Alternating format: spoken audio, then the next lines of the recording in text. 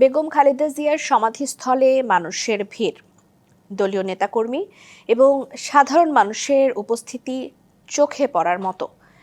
জিয়া উদ্যানে এই মুহূর্তে আমাদের সহকর্মী রয়েছেন। জিয়া উদ্যান থেকে এই বিষয়ে আরও জানাতে আমাদের সহকর্মী আমাদেরকে জানাবেন। রয়েছেন সহকর্মী হাসিব পান্থ। আমরা চলে যাচ্ছি সরাসরি তার কাছে। হাসিব, আমাদেরকে জানাবেন সেখানে কি অবস্থা চলছে।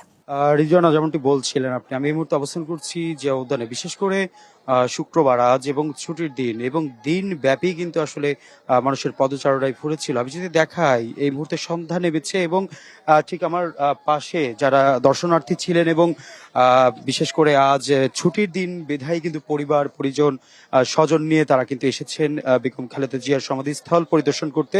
এবং এই সূত্র ধরে যদি বলি যে সন্ধ্যার পর থেকে কিন্তু আসলে মানুষের ভিড় অতিরিক্ত বেড়ে গিয়েছে। বিশেষ করে বিকেল থেকে কিন্তু ভিড় হচ্ছিল। পাশাপাশি যদি আরেকটু যুক্ত করি, বিশেষ করে দুপুরের পর থেকে বিকালের যে সময়টি, এ সময় কিন্তু নেতাকর্মী থেকে শুরু করে সাধারণ মানুষ যারা, তারা সকলেই আসছিলেন। তবে আজ যেহেতু শুক্রবার এবং পরিবার পরিজন স্বজন সকলকে নিয়ে কিন্তু তারা বেগম খালেদা জিয়ার যে সমাধিস্থল সেটি কিন্তু তারা পরিদর্শন করতে আসে। তবে আজ এখানে বিশেষ করে আমরা একটু কথা বলার চেষ্টা করব যারা প্রতিনিয়ত এখানে আসছে। আমরা একটু কথা বলার চেষ্টা করি। আপনি কখন এসেছেন, কোত্থেকে? আমি ইয়ার থেকে যাচ্ছি, আদাবর থেকে। কখন এসেছেন? এই তো 6টার দিকে যাচ্ছি। কে কে এসেছেন আপনারা? আমার দুই বাড়ির সাথে যাচ্ছি। জি, দেখতে যাচ্ছি। কি দেখলেন? ভালো দেখছি। আমরা একটু কথা বলবো। আপনি কোত্থেকে এসেছেন? আমি এসেছি মোহাম্মদপুর 3 রাস্তার মোড় থেকে ঘুরতে এসেছি। কখন এসেছেন? এসেছি এই তো আমরা তিন বন্ধু মিলে একসাথে আসলাম, ঘুরলাম, দেখলাম জিয়াউর রহমানের কবর দেখলাম, তারপরে খালেদা জিয়ার কবর দেখলাম। জি, দেখলাম, দোয়া করলাম, ঘুরলাম, গেলাম, দেখলাম, হাঁটলাম, ভালো লাগলো আরই। কোত্থেকে এসেছেন? আমি নওগাঁ জেলা বাবা, আলহামদুলিল্লাহ। কখন এসেছেন? আমি আইসি বেলা 4টার দিকে। কে কে এসেছেন? আমার ছেলে আছে, আমার নাতি আছি, আমি আছি। কবর জিয়ারত করেছেন? জিয়ারত করলাম, নামাজ পড়লাম, মাহফিলে যোগ দিলাম। রেজওয়ানা, আমরা দেখছিলাম আসলে ঢাকার মোহাম্মদপুর থেকে শুরু করে আশেপাশে যে সকল জায়গাগুলো, সেখান থেকে তো আসছি। পাশাপাশি দেশের দূর দূরান্ত থেকেও কিন্তু আসছে, যেমনটি এসেছে নওগাঁ জেলা থেকে আমার পাশেই দাঁড়ানো যিনি। উদ্দেশ্য একটি, যে আসলে কবর জিয়ারত করবেন এবং বিএনপি চেয়ারপারসন যে বেগম খালেদা জিয়া, তিনি যেন পরপরে ভালো থাকেন, সেই আশাই তারা করছেন। যারা ছিলাম সর্বশেষ জিয়া উদ্যান থেকে। হাসিব, ধন্যবাদ আপনাকে। সিনিয়র সচিব আক্তার আহমেদের সঙ্গে ভারপ্রাপ্ত অ্যাটর্নি জেনারেল মোহাম্মদ আরশাদুর রৌফের বৈঠক শেষ। এ নিয়ে গণমাধ্যমের সাথে কথা বলছেন নির্বাচন কমিশনের সিনিয়র সচিব আক্তার আহমেদ। সরাসরি চলে যাচ্ছি আমরা সেখানে। আমাদেরকে জানাবেন কি তথ্য আছে নির্বাচন স্থগিত ইসির সিদ্ধান্তের বিষয়ে। জি, আপনি যেমনটি বলছিলেন যে নির্বাচন কমিশনের সিনিয়র সচিব আক্তার আহমেদের সাথে বৈঠক হয়েছে, একটু আগেই শেষ হয়েছে সেই বৈঠকটি ভারপ্রাপ্ত অ্যাটর্নি জেনারেল আরশাদুর রৌফের। তো বৈঠকে কি কি বিষয় নিয়ে আলোচনা হয়েছে সেটি আমরা এখনো জানতে পারিনি, কারণ বৈঠক শেষ করেই সচিব এবং ভারপ্রাপ্ত অ্যাটর্নি জেনারেল ওনারা বের হয়ে গেছেন। তবে ওনাদের সাথে আমরা কথা বলার চেষ্টা করছি, সচিব কথা বলবেন কিনা, উনি যদি ব্রিফিং করেন তবেই আমরা জানতে পারবো যে আসলে ভেতরে কি নিয়ে আলোচনা হলো, তাদের মধ্যে কি নিয়ে বৈঠক হলো। মূলত আমরা ধরে নিচ্ছি যে পাবনা 1 এবং 2 আসন নিয়ে যে জটিলতা তৈরি হয়েছে সীমানা নির্ধারণ নিয়ে, সেটি নিয়েই তাদের মধ্যে আলোচনা হয়েছে বলে এটা ধারণা করা হচ্ছে। আর আপনি জানেন যে আজ আপিল দায়েরের শেষ দিন ছিল। আজ বিকেল 5টা পর্যন্ত সময় নির্ধারণ করা হয়েছিল তফসিল অনুযায়ী, কিন্তু প্রার্থীদের দীর্ঘ লাইন থাকার কারণে, যেহেতু আজকে শেষ দিন, আজকের মধ্যে তারা আপিল দায়ের করতে না পারলে নির্বাচনে কিন্তু তারা অংশগ্রহণ করতে পারবে না। তো সে কারণে আমরা দেখছি যে দুপুরের পর থেকে, অর্থাৎ দুপুর 2টার পর থেকে দীর্ঘ লাইন এবং প্রার্থীদের ভিড়। যারা আপিল দায়ের করতে এসেছিলেন, হয়তো বা গত 2-1 দিন এসেছেন, কোনো কারণে তাদের কোনো কাগজপত্র বাকি রয়ে গেছে, তারা কিন্তু শেষ মুহূর্তের এই সময়টাতে কিন্তু কিন্তু খুব ভিড় করছেন এবং তোড়জোড় করে এখন পর্যন্ত আমি একটু আগেও দেখেছি এখন পর্যন্ত তারা লাইনে দাঁড়িয়ে তাদের আপিল দায়ের করছেন এবং আগামীকাল থেকে 18ই জানুয়ারি পর্যন্ত হবে আপিলগুলোর শুনানি। তো এই ছিল এখন পর্যন্ত আমার কাছে সর্বশেষ। পরবর্তী তথ্যগুলো হাতে আসা মাত্রই আমি আপনার মাধ্যমে তা দর্শকদেরকে জানিয়ে দেব। হুমায়রা ফারুকী, আপনি নির্বাচন ভবন থেকে আমাদের সাথে যোগ দিয়েছিলেন, ধন্যবাদ আপনাকে। ত্রয়োদশ জাতীয় সংসদ নির্বাচনে ভোটের দিন ঠিক হয়েছে 12ই ফেব্রুয়ারি। সারা দেশে বইছে সেই ভোটের হাওয়া। এ নিয়ে কি ভাবছেন সাধারণ মানুষ থেকে শুরু করে আগামী জনপ্রতিনিধিরা, সে কথা জানাতে ডিবিসি নিউজের ইলেকশন এক্সপ্রেস ছুটে যাচ্ছে সব সংসদীয় আসনে। এখন আছে সংসদীয় আসন 228, সুনামগঞ্জ 5-এ। সিএসআরএম ডিবিসি ইলেকশন এক্সপ্রেস আজ আছি সংসদীয় আসন 228 সুনামগঞ্জ 5 আসনে। আমাদের সঙ্গে এই মুহূর্তে অতিথি হিসেবে উপস্থিত আছেন এই আসনের বিএনপির মনোনীত প্রার্থী এবং জেলা বিএনপির আহ্বায়ক কলিমুদ্দিন আহমেদ মিলন। এবং আরেকটি তথ্য দিয়ে রাখি, আমাদের সঙ্গে এই মুহূর্তে আছেন যে যুগপৎ আন্দোলনের যে জোট, 8 দলীয় জোট, সেই জোটের নেতাকর্মীরা উপস্থিত আছেন। হ্যাঁ, কলিমুদ্দিন আহমেদ মিলন, আপনাকে স্বাগত জানাচ্ছি। শুরুতেই জানতে চাই, আপনাদের ভারপ্রাপ্ত চেয়ারপারসন আগামী 22 জানুয়ারি সুনামগঞ্জে আসবেন, কি পরিকল্পনা? আগামী 22শে জানুয়ারি সুনামগঞ্জ জেলা থেকেই হযরত শাহজালাল শাহফরান মাজার জিয়ারত শেষে আমাদের ভারপ্রাপ্ত চেয়ারপারসন জনাব তারেক রহমান সুনামগঞ্জ জেলা থেকে নির্বাচনী প্রচারণা শুরু করবেন এবং আমাদের সুনামগঞ্জ 5 আসনের গোবিন্দগঞ্জে উনি সভা করবেন।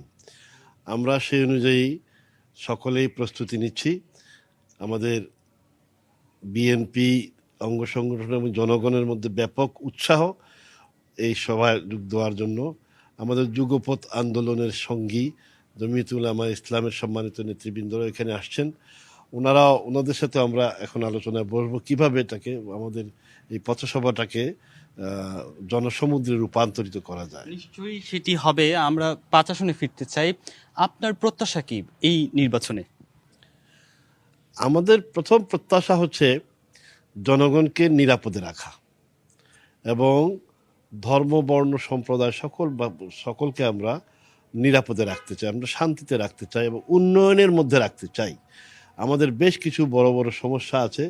এই সমস্যাগুলো যেমন আন্ত ইউনিয়ন এবং উপজেলার মধ্যে সড়ক যোগাযোগের মধ্যে আমরা অনেক ক্ষেত্রেই পিছিয়ে আছি, যা জনগণকে দুর্ভোগ পোহাইতে হয়। এবং আমাদের স্বাস্থ্য ব্যবস্থাতে আমরা প্রভূত উন্নয়ন চাই। আমরা ইউনিয়ন লেভেল পর্যন্ত জনগণ যাতে স্বাস্থ্যসেবা পায় এই বিষয়ে আমরা কাজ করতে চাই। নিশ্চয়ই। আরেকটি প্রশ্ন, আপনার দলের একজন স্বতন্ত্র প্রার্থী এই আসনে নির্বাচন করবেন যতটুকু আমরা জেনেছি। এছাড়াও জামাতের একজন শক্তিশালী প্রার্থী রয়েছেন, জয়ের ব্যাপারে কোনো চ্যালেঞ্জ দেখছেন?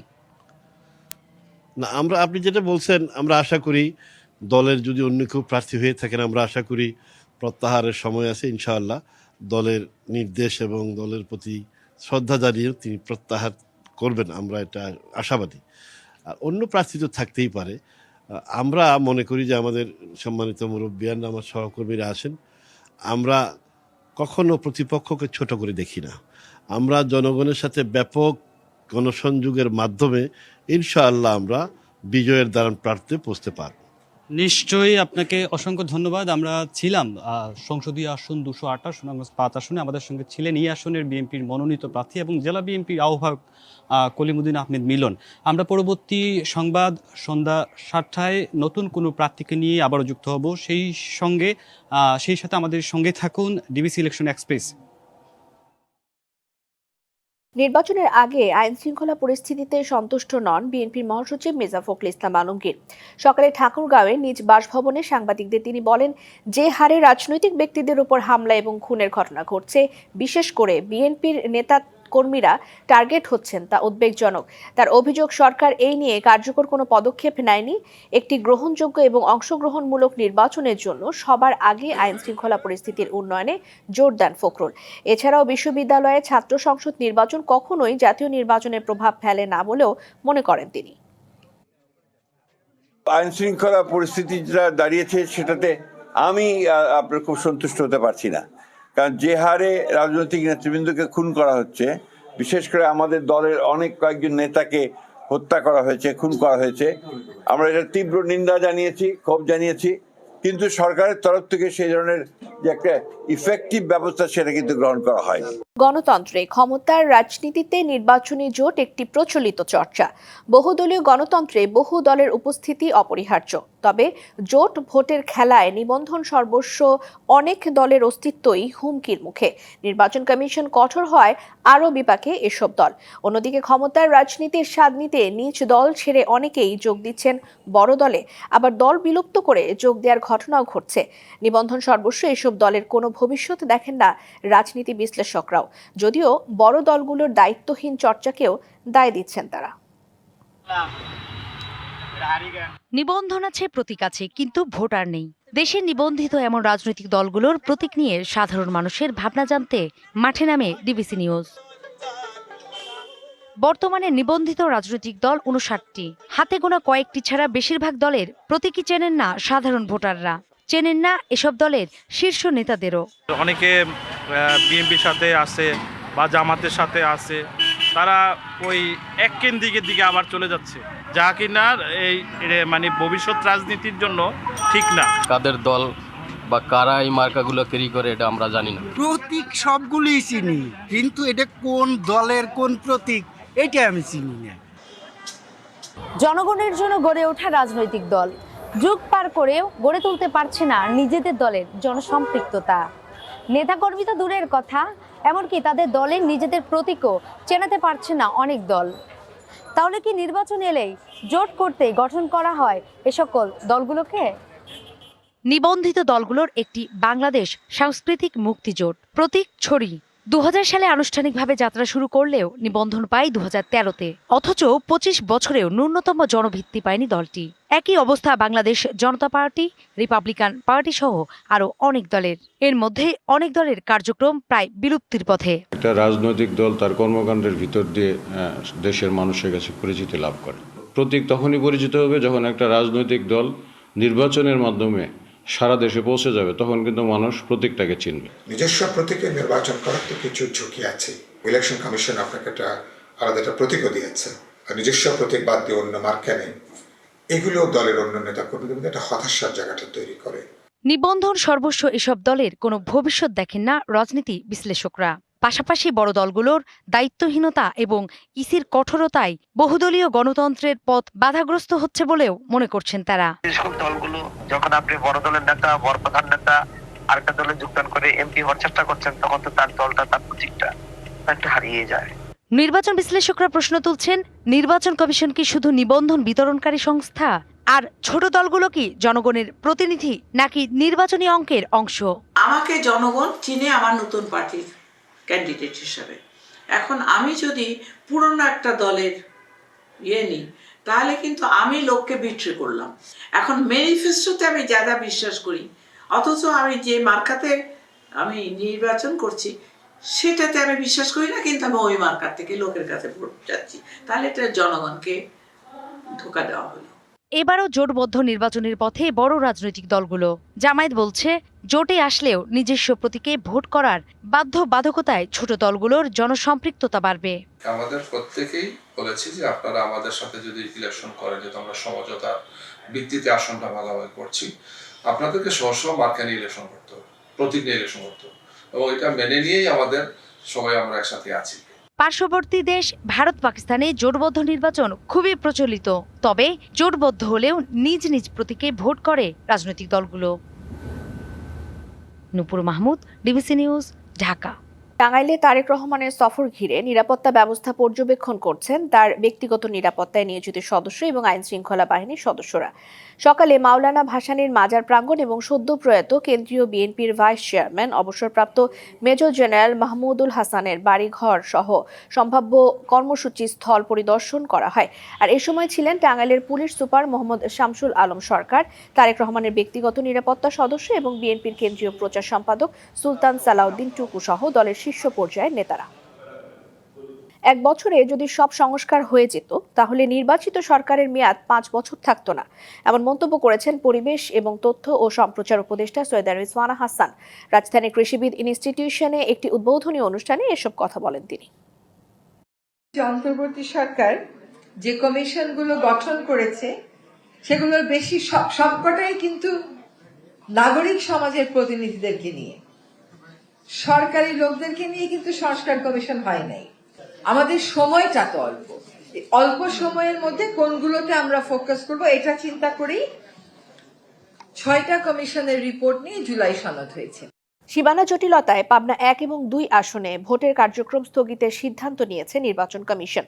সুপ্রিম কোর্টের আপিল বিভাগ পরবর্তী সিদ্ধান্ত না দেওয়া পর্যন্ত এই স্থগিতাদেশ বহাল থাকবে। যদিও ইসির একজন সিনিয়র সচিব বিষয়টি নিশ্চিত করলেও কমিশনের জনসংযোগ কর্মকর্তা এই তথ্য সঠিক নয় বলে জানিয়েছেন। এদিকে প্রার্থিতা ফিরে পেতে আপিলের শেষ দিনে ভিড় করেন অনেকেই। নির্বাচন কমিশন এই পর্যন্ত আবেদন জমা পড়েছে 500-র বেশি। গত বছরের 4 সেপ্টেম্বর সংসদীয় আসন পুনর্বিন্যাস করে গেজেট প্রকাশ করে ইসি। সেখানে সাঁথিয়া উপজেলার পুরোটা নিয়ে পাবনা 1 আসন এবং সুজানগর ও বেড়া উপজেলা মিলিয়ে পাবনা 2 আসনের সীমানা চূড়ান্ত করা হয়। পরে একটি রিটের শুনানি শেষে পাবনা 1 থেকে বেড়ার 4টি ইউনিয়ন ও পৌরসভা বাদ দিয়ে পাবনা 2 এর সঙ্গে যুক্ত করা সংক্রান্ত গেজেটের অংশটুকু আইনগত কর্তৃত্ব বহির্ভূত ঘোষণা করে হাইকোর্ট। এরপর ইসির দেয়া সংশোধিত বিজ্ঞপ্তির অংশটুকু স্থগিত করে দেয় সর্বোচ্চ আদালত। এমন প্রেক্ষাপটে এলো পাবনা 1 ও 2 আসনে নির্বাচন স্থগিতের সিদ্ধান্ত। সুপ্রিম কোর্টের আপিল বিভাগ পরবর্তী সিদ্ধান্ত না দেওয়া পর্যন্ত এই স্থগিতাদেশ বহাল থাকবে। নির্বাচন স্থগিত করা হয়েছে কিনা আমি জানি না, বলা হয়েছে যে নির্বাচন সংশ্লিষ্ট সকল কার্যক্রম আপাতত স্থগিত করা হবে, সেটা মাননীয় আদালত যেভাবে সিদ্ধান্ত দিবেন সেটা। এদিকে প্রার্থিতা ফিরে পেতে আপিলের শেষ দিনে শুক্রবারও আবেদন করেন অনেকে। 5800 দিয়েছি, তার থেকে 10 জন থেকে ওনারা প্রথমে 4 জন বললো, পরে 7 জন বললো, তাদের জন্য আমার বাতিল করে দিবে, এটা কি ফেয়ার হলো? আমি তো বড় কোনো মামলার কোনো আসামি ছিলাম না, আমার নামে 1000 কোটি টাকার কোনো ঋণের কোনো ইয়া নাই। প্রশাসন একদিকে হেলানো অবস্থায় আছে, আর কতদূর কি হবে আল্লাহ জানে। আমরা চাচ্ছিলাম যে একটা আন্দোলন সংগ্রামের মধ্য দিয়ে একটা ইন্টারিম গভর্নমেন্ট প্রতিষ্ঠিত হইল, এখানে সবার নির্বাচনে অংশগ্রহণের একটা ভালো সুযোগ থাকবে, কিন্তু এই বর্তমান যে পরিস্থিতি সেখানে আসলে এরকম পরিবেশ আছে বলে আমরা মনে করতেছি না। আপিল নিষ্পত্তি হবে 10 থেকে 18 জানুয়ারি। ত্রয়োদশ সংসদ নির্বাচনে এখন পর্যন্ত বৈধ প্রার্থী 1842 জন। যাচাই বাছাই করে 723 জনের প্রার্থিতা বাতিল করেন রিটার্নিং কর্মকর্তারা। Humaira Faruki, DBC news, Dhaka. দাম বাড়ানোর আশ্বাসেও রাজধানীতে এখনো কাটেনি এলপিজি সিলিন্ডারের সংকট। অনেক দোকান বন্ধ, বাধ্য হয়ে দ্বিগুণ দামে সিলিন্ডার কিনছেন গ্রাহকরা। এমনকি বাড়তি টাকা দিয়েও গ্যাস পাচ্ছেন না অনেকেই। এতে চরম ভোগান্তিতে পড়েছেন নগরবাসী। ঠিকমতো চুলা জ্বলছে না অনেক বাসাবাড়ি এবং হোটেল রেস্তোরাঁয়। সারা দেশে এলপিজি সিলিন্ডারের তীব্র সংকট গত কয়েক সপ্তাহ ধরে। বিশেষ করে 12 কেজির সিলিন্ডারের জন্য সাধারণ মানুষকে পোহাতে হচ্ছে চরম দুর্ভোগ। Bangladesh energy regulatory commission 12 KG সিলিন্ডারের দাম 1306 টাকা নির্ধারণ করলেও খুচরা বাজারে তা 1800 থেকে 2200 টাকারও বেশি দামে বিক্রি হচ্ছে। অনেক ক্ষেত্রে বাড়তি টাকা দিয়েও সিলিন্ডার পাওয়া যাচ্ছে না। দীর্ঘদিন ধরে গ্যাস সিলিন্ডার পাইতেছে, যাদের থেকে গ্যাস নিতাম ওনাকে ফোন দিলে এখন উনি না করতেছে, গ্যাস গতকালের থেকে নাকি বন্ধ। সিলিন্ডার ঘরের মধ্যে থুইয়া বাইরে ঘুরে সিলিন্ডার নাই, রান্না বান্না অসুবিধা, টাকা পয়সার সমস্যা। বাসাবাড়ি, হোটেল, ভ্রাম্যমাণ খাবারের দোকানিদের রান্নার ভরসা এলপিজি, কিন্তু সিলিন্ডার না পাওয়ায় ব্যাহত হচ্ছে রান্নার কাজ। গ্যাসও তো পাচ্ছি না, আমি নিজে একজন দোকান করি, বা আমার বাসায় গ্যাস নাই, গ্যাস তো খুঁজে পাচ্ছি না। 1300 টাকার গ্যাস 2000 টাকা চারপুর দোকানে নাই, চুরি করে বিক্রি করতেছে। এটা সিন্ডিকেট তৈরি হয়ে গেছে। সাধারণ পাবলিক হয়েছে গুলো আসি খুব প্রেশারের ভিতরে। এটা হলো গভর্নমেন্টের উপরে নির্ভর করে, গভর্নমেন্ট যদি যাচাই করে প্রতিটা চেক করে তাহলে হয়। একদিকে পাইপলাইনের গ্যাসের চাপ কম, তার উপর সিলিন্ডারের সংকট। বাধ্য হয়ে কেরোসিন সহ বিকল্প উপায়ে রান্না করছেন কেউ কেউ। প্রায় 7-8 দিনের উপর গ্যাসের দাম অনেক বাড়তি, এজন্য গ্যাস আমরা পাই না। তাই আমি উদ্যোগ নিয়েছি, গ্যাস যেহেতু অনেক দাম, তাই আমার কেরোসিন চালানোর অভ্যাস আছে, এখন আমি কেরোসিন চালাইতেছি। গ্যাসের দাম বেশি, মাল নাই, গ্যাস নাই বলে, তো তার জন্য আর কি স্টোভ লাগাইছি। আমাদের তো লাইনের গ্যাস, আমরা সিলিন্ডারও কিনতে পারতেছি না। আমরা এই যে নিম্ন মধ্যবিত্ত যারা আছি, তারা এই যে রান্নার কষ্টে আছি, আমাদের এই দুঃখ কে দেখবে? সংকট সমাধানের জন্য দ্রুত কার্যকর পদক্ষেপ নেওয়ার আহ্বান ভুক্তভোগীদের। Yusuf Rana, DBC news, Dhaka. মার্কিন ভিসা বন্ড তালিকায় নাম থাকায় বাংলাদেশি ব্যবসায়ীদের যুক্তরাষ্ট্রে ভ্রমণ সহজ করার আহ্বান জানিয়েছে সরকার। বৃহস্পতিবার ওয়াশিংটন ডিসিতে যুক্তরাষ্ট্রের বাণিজ্য বিষয়ক দূত জেমিসন গ্রিয়ারের সঙ্গে বৈঠকে জাতীয় নিরাপত্তা উপদেষ্টা ডক্টর খলিলুর রহমান এই আহ্বান জানান। শুক্রবার এক সংবাদ বিজ্ঞপ্তিতে প্রধান উপদেষ্টা দফতর জানিয়েছে, বৈঠকে খলিলুর রহমান বাংলাদেশ এবং যুক্তরাষ্ট্রের মধ্যে বাণিজ্য ঘাটতি কমানোর ক্ষেত্রে সাম্প্রতিক অগ্রগতি তুলে ধরেন। তিনি আরোপিত বাড়তি 20% শুল্ক কমানোর প্রস্তাব দেন যুক্তরাষ্ট্রের বাণিজ্য প্রতিনিধি দফতরকে। জেমিসন গ্রিয়ার এই প্রস্তাব ইতিবাচকভাবে বিবেচনার বিষয়ে সম্মতি দেন বলে জানানো হয়। ডিবিসি সংবাদে এই ছিল এখনকার মতো। ডিবিসি নিউজের সংবাদগুলো পড়তে ভিজিট করুন dbcnews.tv আর ভিজিট করুন ডিবিসির ফেসবুক পেজ এবং ইউটিউব চ্যানেল। ডিবিসির সঙ্গে থাকুন।